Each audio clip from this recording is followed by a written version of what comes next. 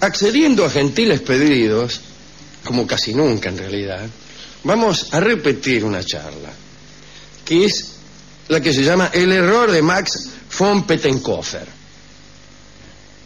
Así que diremos que se trataba de un científico alemán que una vez se equivocó. Y este error lo amargó profundamente y lo volvió loco.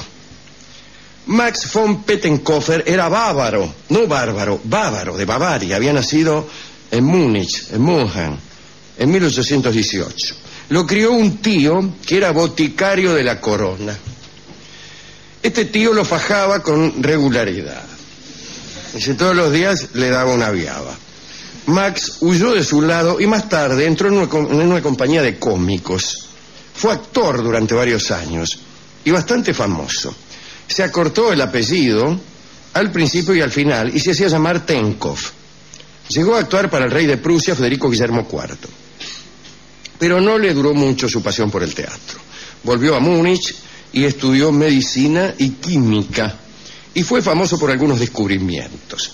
Curiosamente volvió a sorprender al rey de Prusia, pero esta vez en otros asuntos.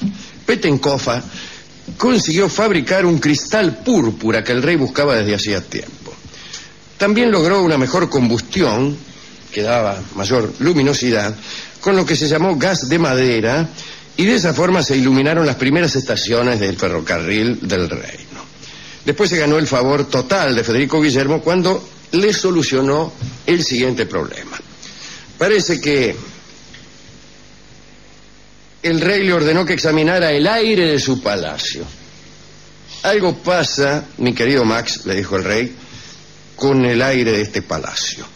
El rey decía que vivía seco y que la saliva se había ausentado de su cuerpo, lo cual le provocaba innumerables problemas con la correspondencia.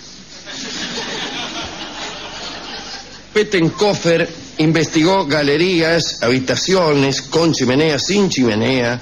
Descubrió que la casa real padecía unas espantosas corrientes de aire y cambios violentos de temperatura. Y descubrió también que esto se debía al distinto nivel de humedad de los muros. Atención a aquellas personas que tengan el mismo problema que el rey de Prusia, a saber, se les acabe la saliva y tengan vientos secos en la casa. Es porque las paredes tienen distinta humedad y distinta temperatura, patrona. Y parece que las zonas más húmedas del palacio impedían las corrientes de aire que corrían violentamente por las partes más secas, como todo el mundo sabe. Digo yo mientras cae una botriz. El caso es que Pettenkofer hizo unas refacciones y el rey volvió a tener saliva. Volvió a tener saliva. Entre las refacciones de Pettenkofer y la aparición de unos alquilones que chupaban limón en la vecindad del monarca, la saliva retornó a las fauces reales. Pettenkofer obtuvo medallas y fue nombrado investigador de cámara. En el año 1854 apareció una epidemia de cólera en Múnich. Pettenkofer se enfermó, pudo curarse. Se había casado con una muchacha llamada Elena. La hija que tuvieron, que se llamaba Ana, también se enfermó y también se curó. Pero la criada de la casa murió. Digo todo esto para introducir a Pettenkofer investigando las causas de aquella enfermedad del cólera. Recorrió todos los barrios de Baviera, los palacios, los hospitales, las casas pobres, clasificó ropas, observó camas, observó el suelo sobre el que se levantaban las casas donde había enfermos y escribió un informe. Y en ese informe determinó que el cólera no se transmitía de hombre a hombre, ni por las ropas, ni por los cacharros, ni por el agua. Aseguró que los gérmenes se desarrollaban en suelos húmedos, porosos o sucios. Y llegó a decir que el cultivo del bacilo del cólera fuera del suelo no perjudicaba a nadie. Tenía que entrar en contacto con suelos húmedos y putrefactos, con perdón de la expresión, para que se detonara toda la virulencia de este repugnante batracio. Con ese informe, Pettenkofer decía que en tanto no contagiaban, debían suspenderse las cuarentenas o el encierro de los enfermos, ya que te contagiabas por el suelo podrido. Y al mismo tiempo sugería que se examinaran los suelos, que se limpiaran las calles, y el rey, lo que es peor, le hizo caso. Y Pettenkofer se convirtió en el higienista del reino. El propio Bismarck, el canciller de hierro, le otorgó el título. Pettenkofer desarrolló entonces unos trabajos de ingeniería para curar suelos.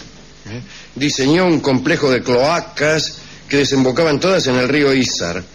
Para eso tuvo que pelearse con los basureros que de hacía siglos transportaban los desperdicios y los tiraban en unos terrenos. Pettenkofer decía que el río se purificaba a sí mismo merced a la vegetación y a la corriente. Bueno, dice el cronista que Múnich se convirtió en la ciudad más limpia de Europa. Pero había un prusiano que se opuso a Pettenkofer y lo destruyó. Era Robert Koch, que por entonces había descubierto el bacilo de la tuberculosis y era más famoso que nadie. Koch había estado en la India, donde el cólera hacía desastres. Había investigado las fuentes de agua en Calcuta y llegó a la conclusión de que nada tenía que ver el suelo con la propagación de la enfermedad. El cólera se difundía en el agua, por más límpida y potable que pareciera. Solo con la llegada mínima de desperdicios humanos a las corrientes podía sobrevenir la epidemia. También el contacto bucal con el sudor de una víctima podía transmitir la enfermedad. Pettenkofer, como decimos, insistía en que el problema estaba en el suelo y decía que el agua no hacía nada. Hubo un fuerte debate en Berlín entre Koch y Pettenkofer no convenció a nadie. Se volvió enojado a su laboratorio de Múnich, que se llamaba el Palacio de las Hipótesis, y empezó a investigar para jorobar a Koch, ¿no?, para refutarlo. Cultivó vibriones del cólera en tierra para demostrar que allí se alteraban, se multiplicaban y que luego el viento esparcía los esporos. Error. Un ayudante llamado Emmerich le dijo que sucedía exactamente lo contrario. El suelo absorbía y destruía los bacilos. Jamás se difundían con el polvo. Pettenkofer quedó atormentado. A los pocos días, en Hamburgo, donde él mismo había diseñado un sistema de alcantarillas, apareció el cólera. La gente se atenía a las reglas de Koch. Bebían agua hervida, se lavaban las manos. Pero Pettenkofer no se convenció. Para demostrar finalmente que los bacilos tenían que estar en el suelo para producir el cólera, hizo algo increíble. Se hizo enviar desde Berlín un cultivo de bacilos reproducidos en laboratorio, es decir, fuera del suelo. Llamó a discípulos de Koch y delante de varios testigos se tragó el cultivo.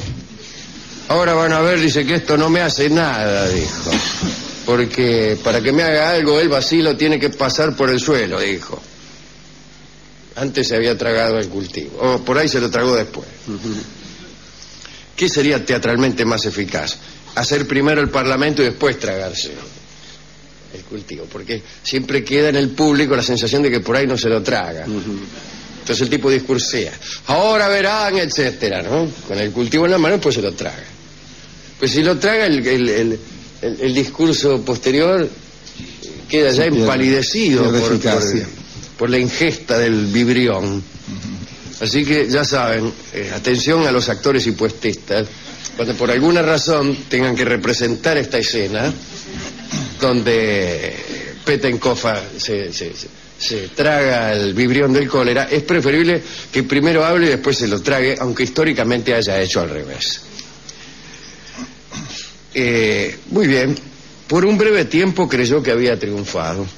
Koch y sus ayudantes quedaron impresionados porque no le agarraba el cólera al tipo. Entonces tenían miedo que cayera la teoría bacteriana que habían desarrollado.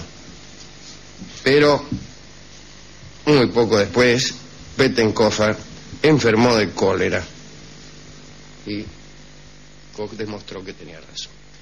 Ahora, von Pettenkofer no murió de cólera.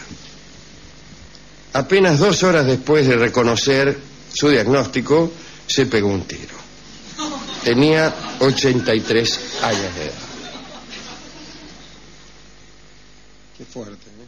Así que es una historia fuerte. Atención los puestistas que están. Creían que era una comedia y no. ¿Qué debe enseñarnos esto? Lo primero es que el cólera sí se transmite por el agua. Esa es la enseñanza que queríamos divulgar. Sí. Si usted es un poco más complejo en sus exigencias, podríamos decir que conviene mantener cierta humildad en las convicciones.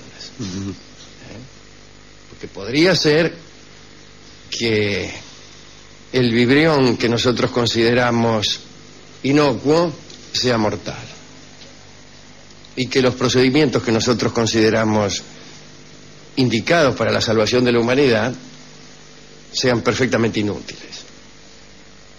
Así que es preferible mantener una prudencia, cosa de no tener que andar pegándose un tiro. ¿A qué quiere dedicar usted esto, Rolón? Me imagino que al pobre von Pettenkofer. Sí, a pesar de la decisión final y de la obstinación, digamos, me parece que se lo merece. Digo, esta gente que investiga, que dado un problema va y se dedica. Sí, se lo merece, pero creo que por edad, yo creo que por esa tendencia que tenemos nosotros a darle la razón a las víctimas. Exactamente, por eso en este caso me parece que es al revés. Koch se lo merecería un poco más, claro. Ha salvado muchas más vidas, ¿no? Seguramente, sí. Sí, porque de guapos como esos estamos llenos. Sí. Y ha muerto mucha gente por esa clase de obstinaciones valientes. Bien. Hemos ido a la discoteca, le hemos contado esta historia al discotecario, que empezó enseguida a lavarse las manos, porque él también creía que el cólera se transmitía solamente por los suelos putrefactos. Ajá. Y como el suelo de la discoteca estaba sucio, pero no podrido, estaba tranquilo. Es raro que a uno se le pudra el suelo, ¿no? Pero bueno, puede ocurrir. Lo primero que hizo fue lavarse las manos. Y después nos entregó un disco que se llama La Última Copa, que fue la última copa que bebió von Pettenkofer, la copa del cultivo, ¿no? En la interpretación de nuestro amigo Don Guillermo Rico. Adelante.